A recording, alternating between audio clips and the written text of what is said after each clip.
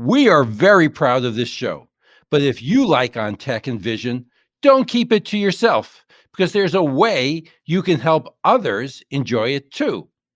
We ask you to take 5 minutes to nominate us for the People's Choice Podcast Awards in the technology category. Listener nominations are open from July 1st to July 31st, 2021.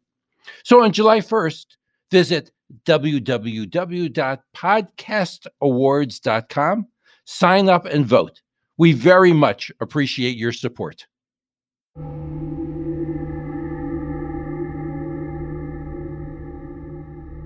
Almost like our Milky Way, it actually spirals out with almost three legs that spiral out it. And it's almost like you want to grab it and almost spin it.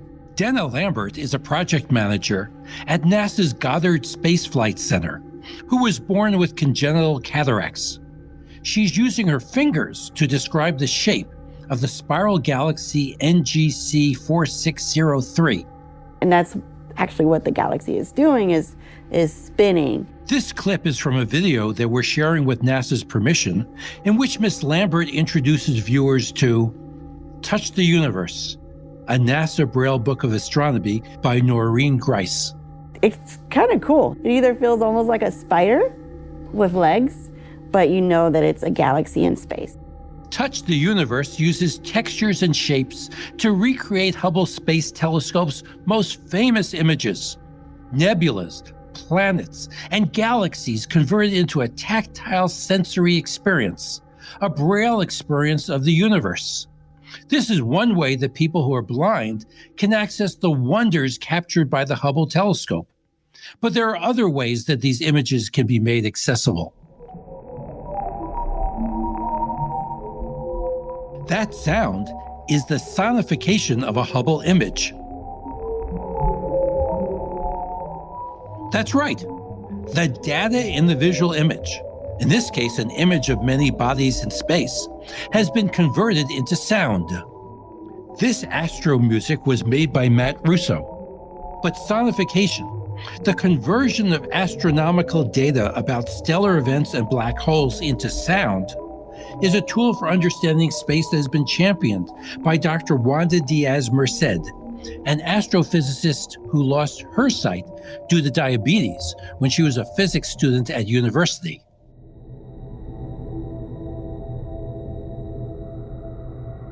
At the back of my head, my thought was, what am I going to do in physics?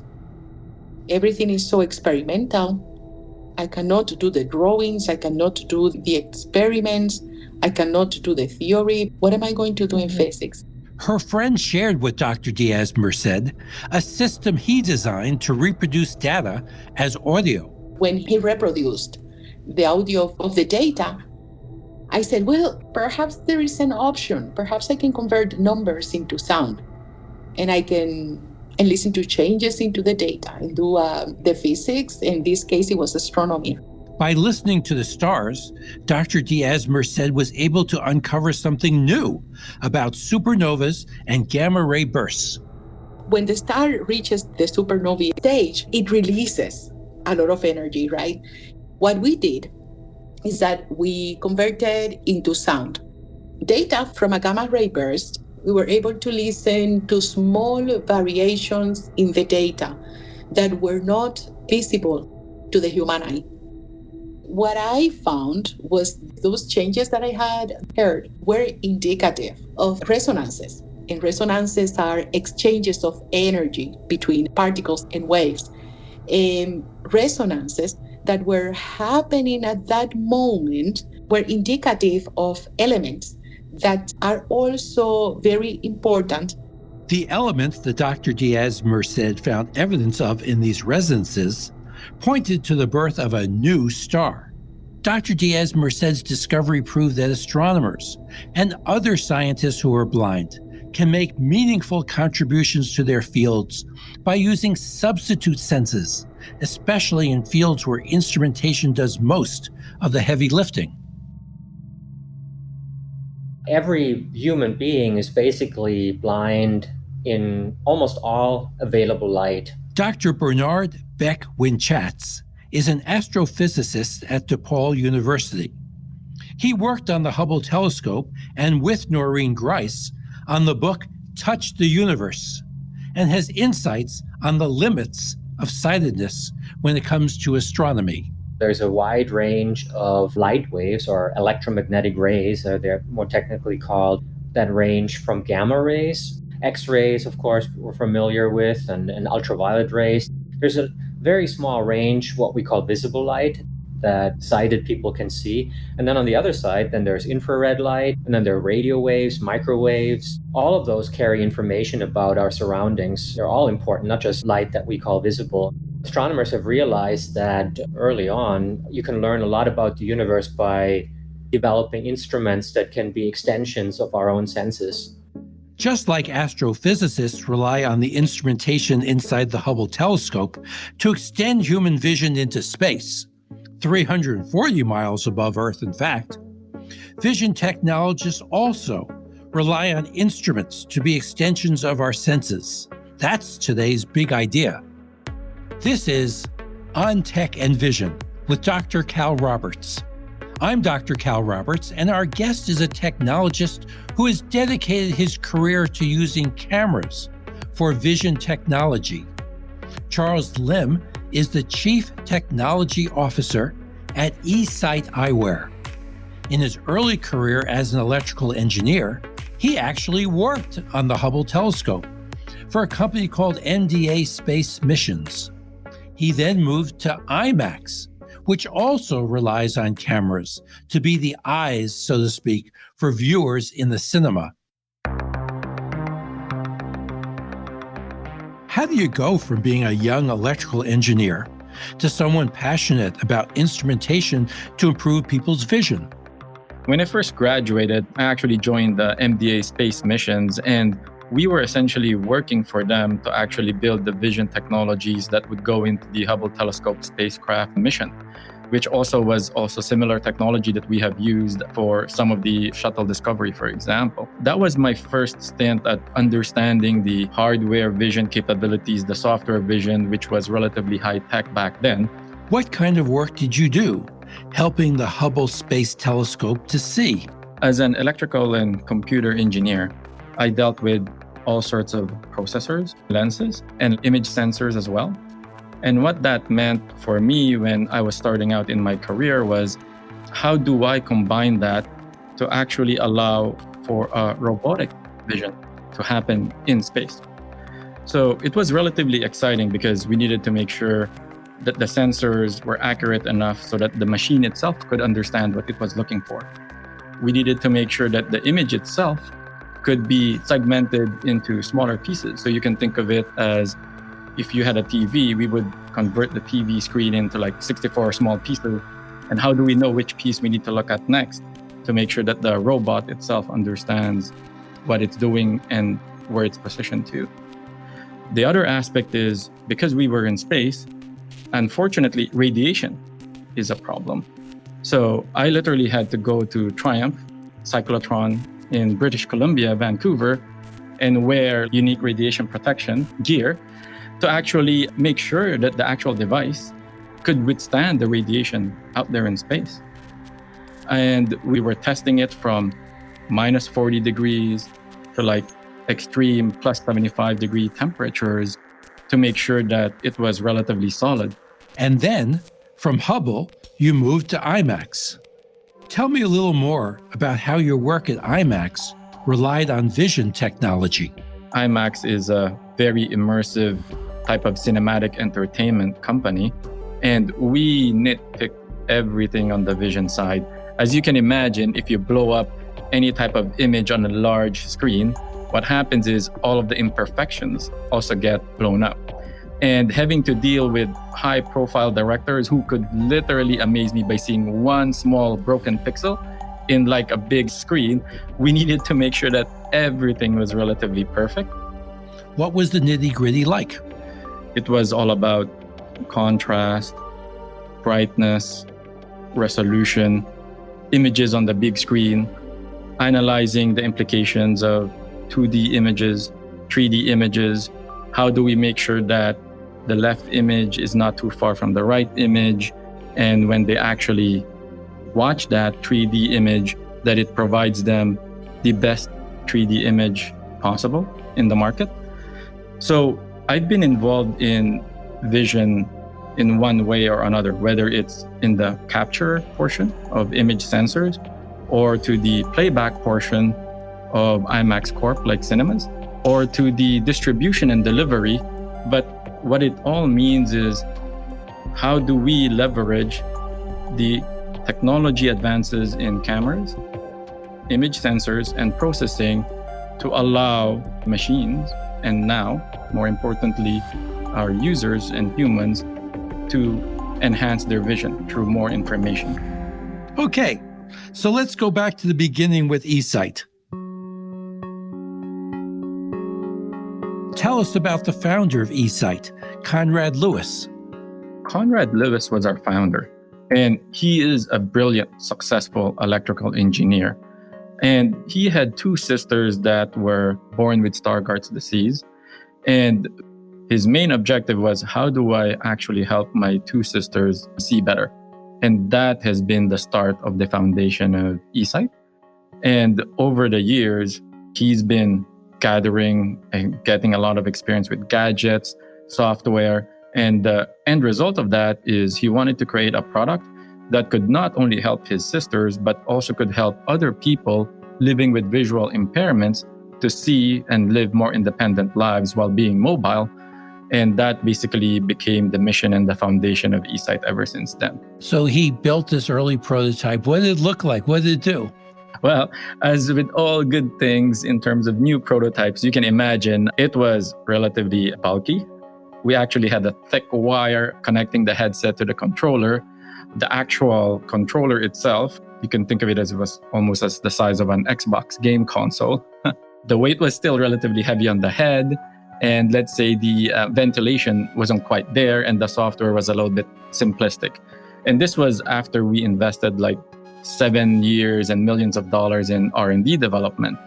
But I think what it has done for us is it has proven out the technology and allowed us to realize that, yes, with technology, we can actually improve the lives of all of our low vision users and clients, even though, of course, the first prototype was a little bit, let's say, bulkier and heavier and less usable than we'd like. But the concept was definitely proven out.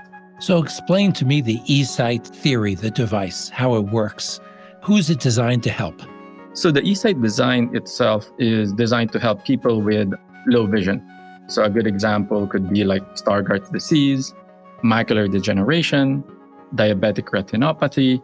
Most people have conditions where portions of their eye are damaged or not working. And the surrounding cells around the eye also tend to be dormant because it's closer to the damaged portion of the eye. But what we've found is that if we provide the right stimuli, whether it's contrast, brightness, movement, temporal, what happens is that it allows us to leverage the dormant portions that are still generally working.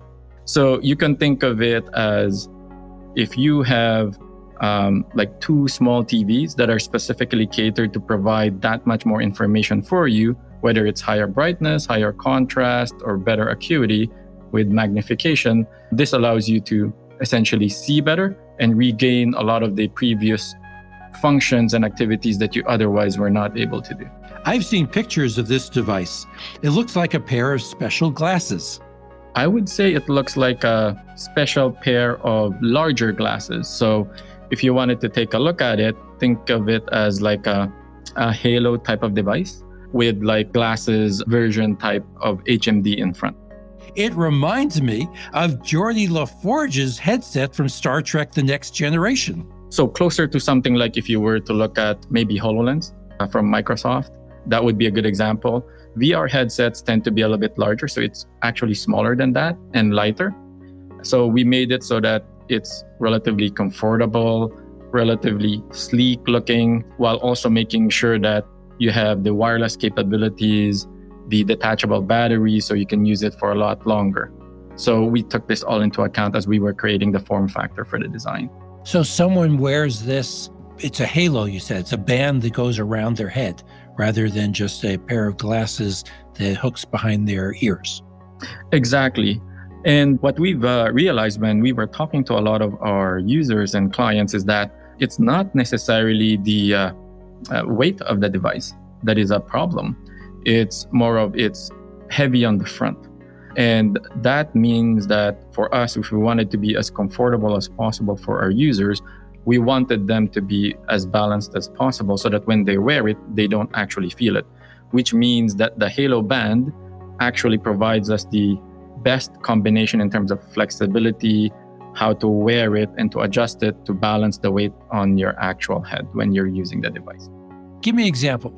So when someone puts on the eSight, what do they see? We've had users, for the first time, they said, oh, I can actually read my appliance manual now because I could never see it before. We have also had some of our users been able to go back to school. Some of them have been able to use eSight to go back to work. We have been able to get people with relatively bad eyesight from 20/600 all the way back to 20/20 vision, which in my view is amazing. So when I think of different types of devices, I think of certain devices that work best if the viewer is not moving and what they're looking at is not moving. So for example, someone sitting on their sofa and looking at the television. Then there are devices that work very well if the person is not moving, but what they're looking at is moving. So if you're sitting in a car and the other cars are moving, but you're not moving. And the third type is situations in which you're moving and what you're looking at is not moving. So you're walking down the street and you're looking at a sign. Was eSight developed for one or more of those markets? Good question.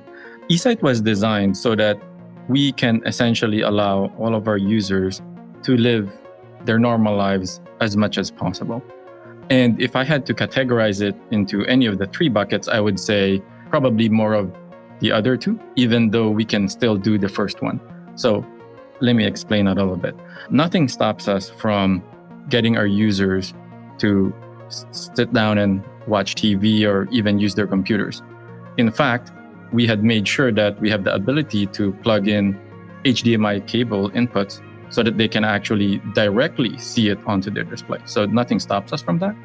But I think the really unique part about eSight is its mobility, which means you have the ability to walk outside with our device and be able to see the surroundings around you. You can sit in a car and you can also enjoy all of the other items moving around you. And we've made it easy for our users to actually move the device with bioptic tilt if they wanted to use their own vision. And we are not blocking their peripheral vision, similar to other VR devices where if you put it on, you pretty much have lost your full peripheral vision.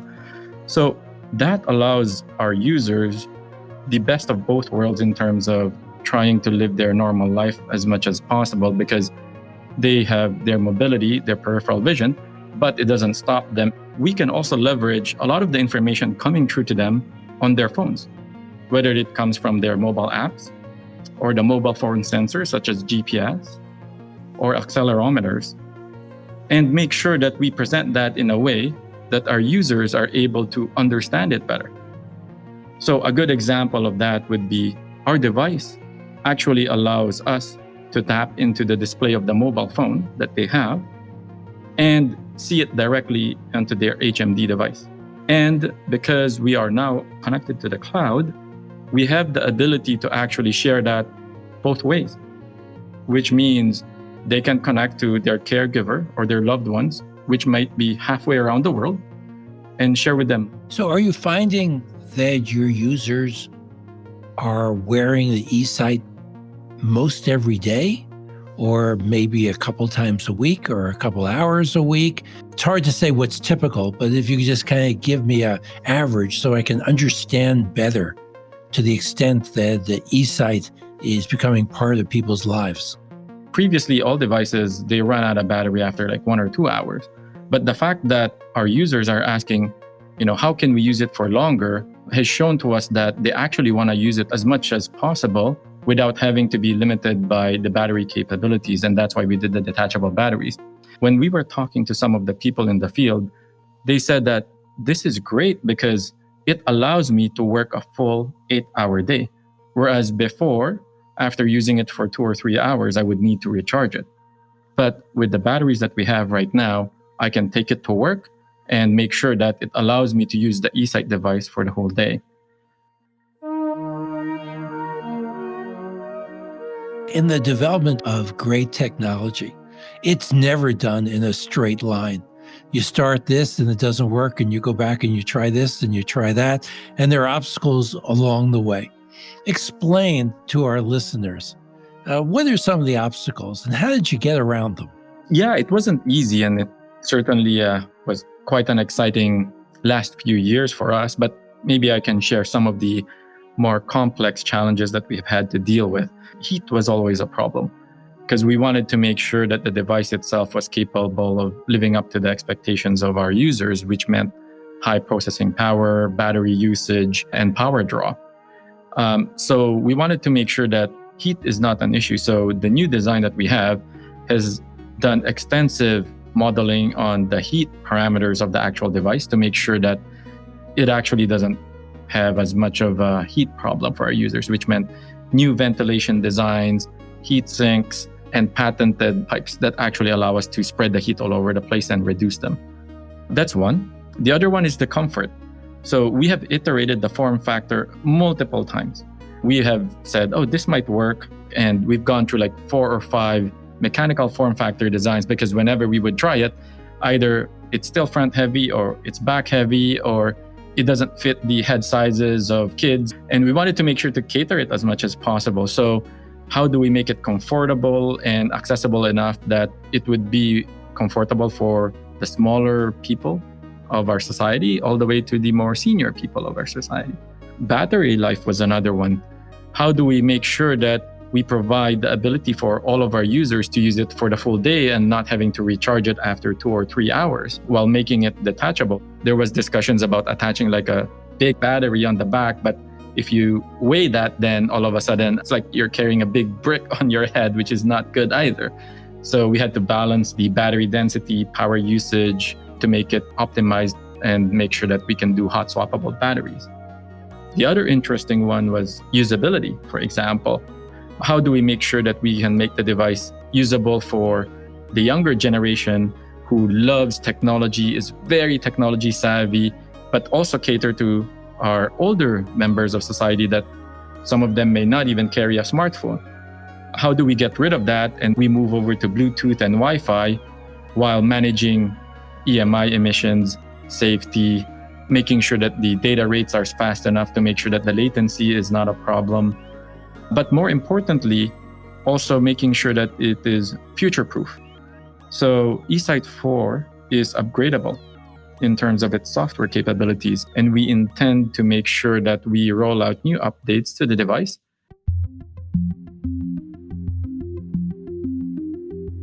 So is there an opportunity for this technology among sighted people?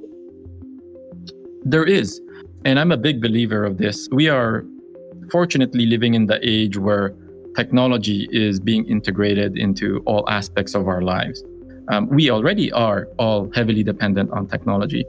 Most people, and myself included, cannot live for much long without my smartphone and being attached to it, checking weather, emails, Facebook, you name it, I use it all the time. And what that essentially means for us is that e-sight, our goal is to make it an extension of all of our users, whether they're sighted or low vision, which means we want to improve the vision and the quality of life of everyone, starting with our low vision users. So the next time, let's say we have an older member of our community and they might have their normal vision, but maybe they have a little bit less of a, let's say, good memory. We can help them mention that, oh, you're looking at your daughter, to help them refresh their memory. Or we can even say that, for example, you need to take your medicine for today, so that we can take inputs from all of their doctors and then give them some advice. Surgery is another example, wherein we have a lot of interest from our professionals in the healthcare space to actually use our device to help enhance their capabilities in that space. So what's next? How do you see this technology developing? What challenges are you still working on solving? Yeah, that very good question. We're very plugged into the latest developments in artificial intelligence and big data, and trying to figure out the correlation of all of those things with the eye conditions of all of our users to figure out what's the best way to optimize it for them. And I dream of a future where eSight can really become a natural extension of our users' vision. You told me when we started that you have experience both in engineering and business development. And so the two sides of innovation. How do you think personally that combination of experience and skills in getting vision technology in the hands of people, how do you think that's really benefited you the most? Yeah, I'm actually relatively fortunate to have seen both sides of the equation.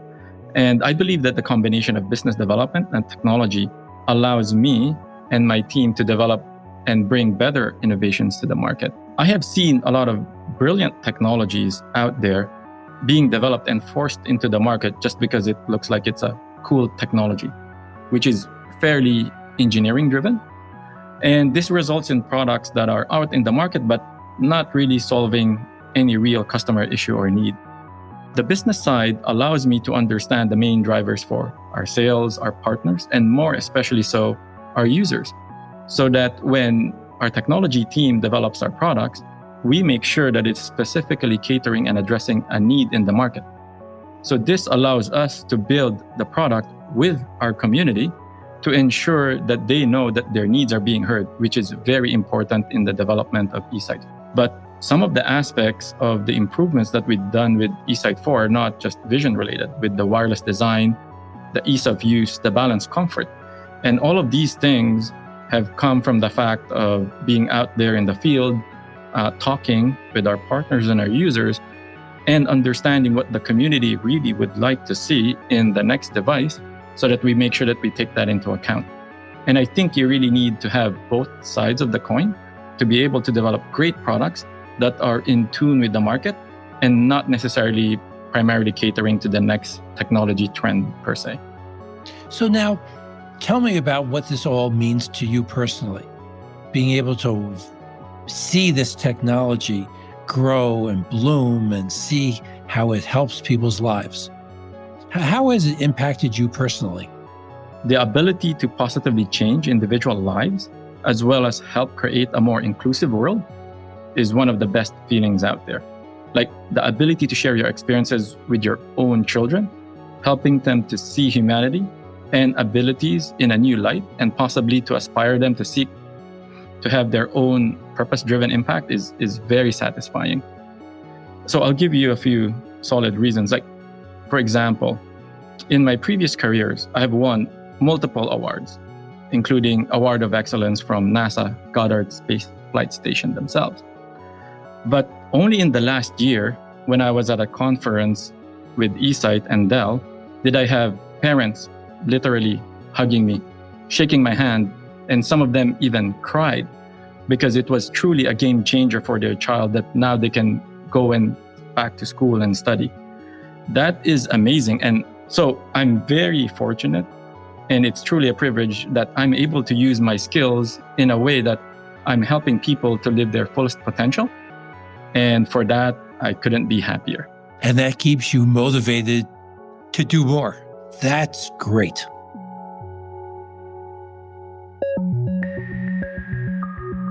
Our pupil has a diameter of 0.5 centimeter, and the Hubble has a diameter of 2.5 meters. the area that detects the light is proportional to the square of that. So many millions of times more light gets into the Hubble than gets into your eye.